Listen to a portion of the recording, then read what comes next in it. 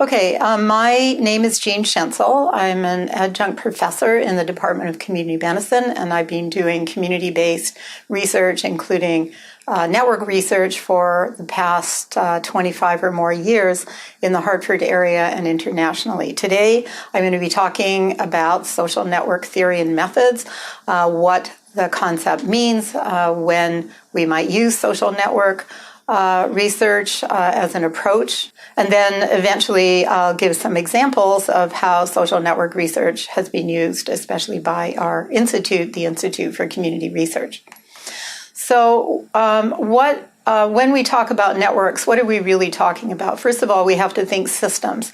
Networks are relationships within a system, and a system may be a community, it may be an institution, it may be a building, it may even be a state, it may be a network of schools. So we have to bound our system, and then within that we talk about the relationships among people or other entities within that system. So the relationships may be among people and events that take place in an institution. For example, let's say marches or gatherings or celebrations. Or clubs as institutions in a community setting, and then they may represent relationships among the institutions themselves. For example, UConn and all its coordinated schools and centers and other kinds of entities.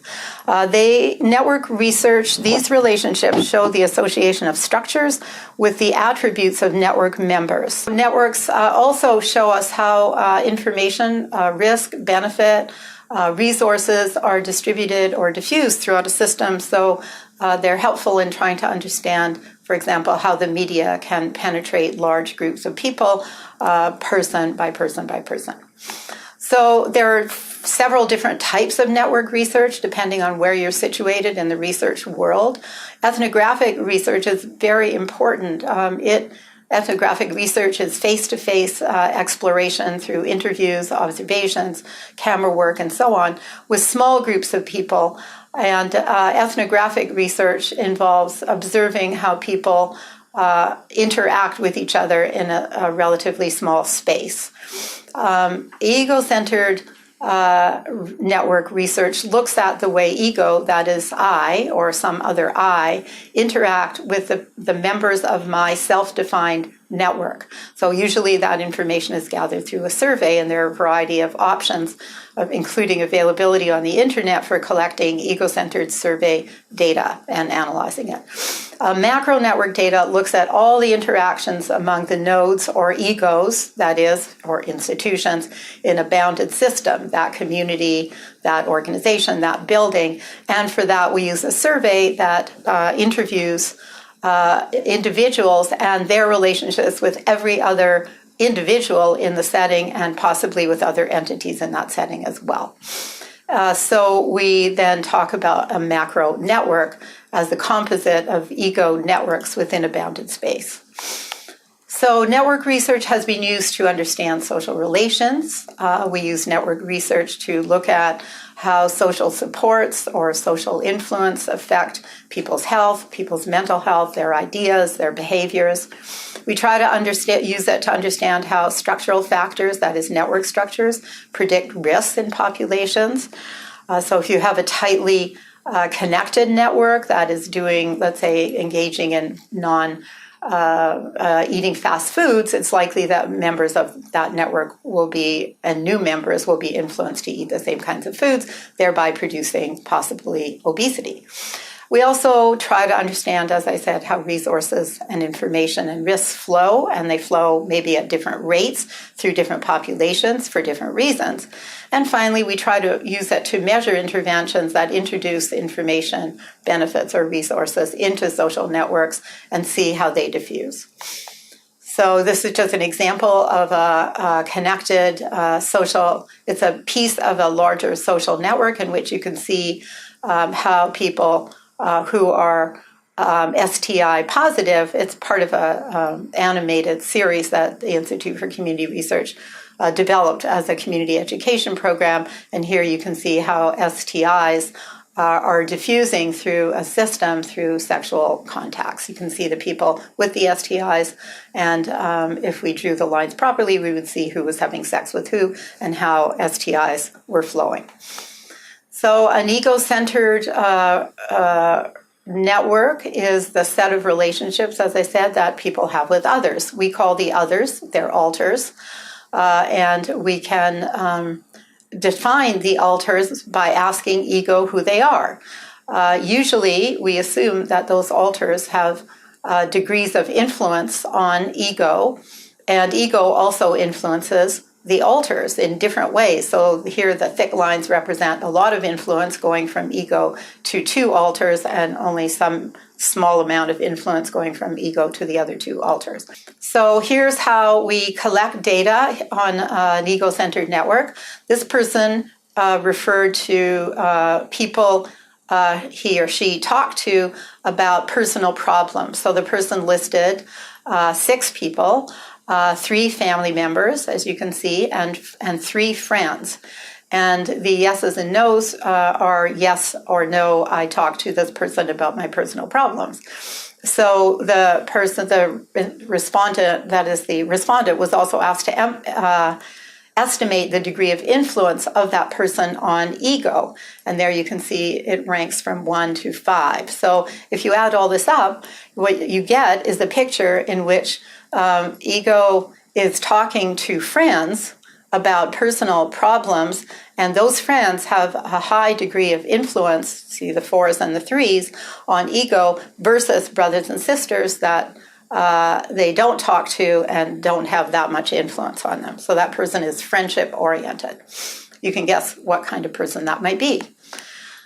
So ego-centered research is pretty simple. It's simple data to collect, and the data provide a more accurate measure of social support and also risk relationships than asking for general estimates of about how many people do you have sex with, about how many people do you talk to, and so on.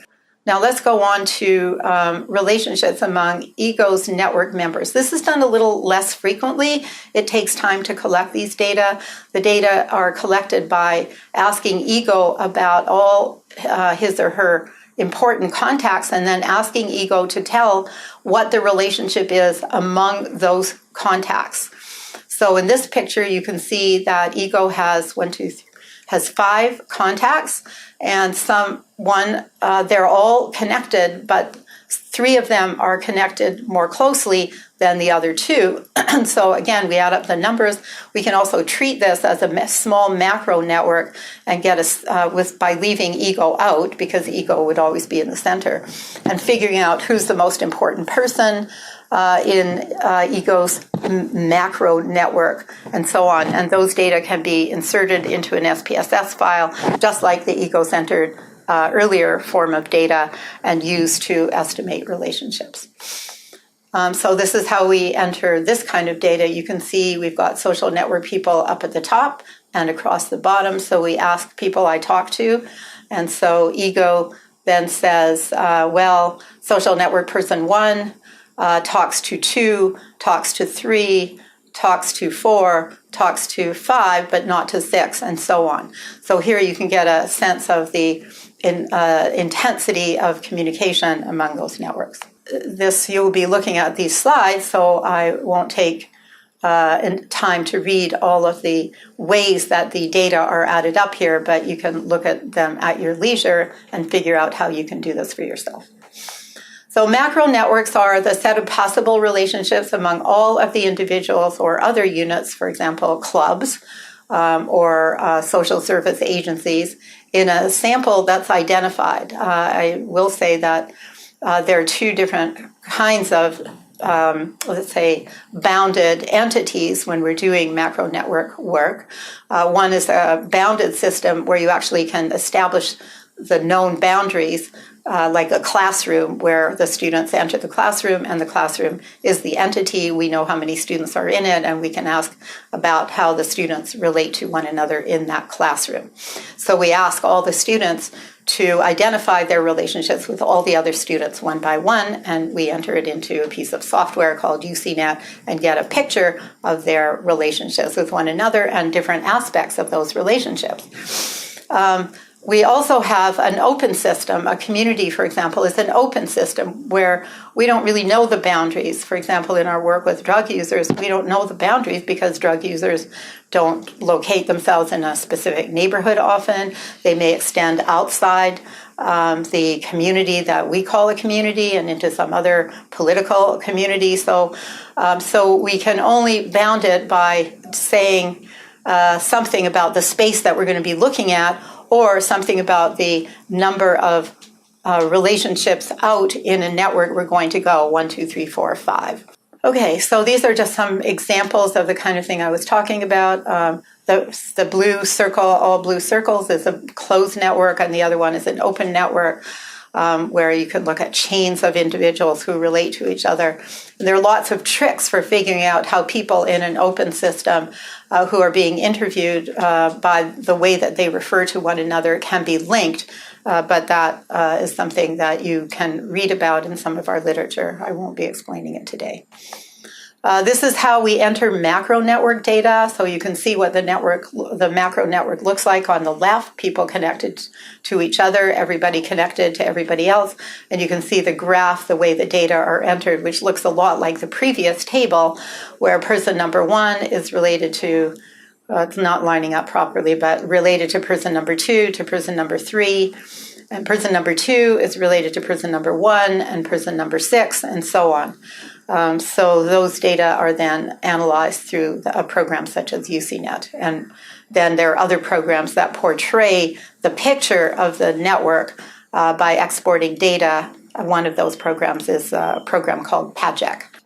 Okay, so this brings to a close my first lecture about network theory and method, and we will go on to the second method.